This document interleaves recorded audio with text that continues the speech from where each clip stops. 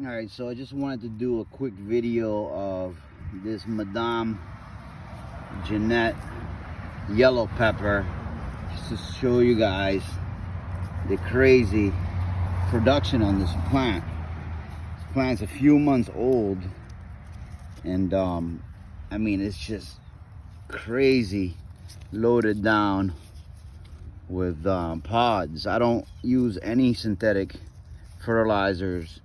I just use compost tea, and I have some compost, about 20%, mixed in with my soil mixture, but I don't add anything to any of these plants. I just use that soil mixture, local mulch on top that they bring me for free, and you know, just good seeds, plants with good genetics. This plant, I have seeds available for it on my Etsy store, CaribbeanSpice.store, and I try to save seeds only from the plants that have the best genetics, that are hardy, healthy, and produce great pods. These peppers are probably around 250,000 Scoville units or so, maybe 300.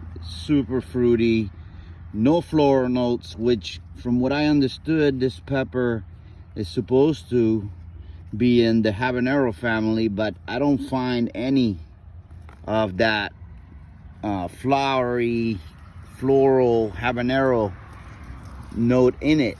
So I don't know if that's the case. They're beautiful, really cool looking peppers. This plant's probably about 4 or 5 months old, and I mean, it's just loaded down. I have 2 or 3 of them here, and all of them are amazing. They're completely loaded with pods, super hardy, very healthy, and very, very happy with it. The flavor's phenomenal on these.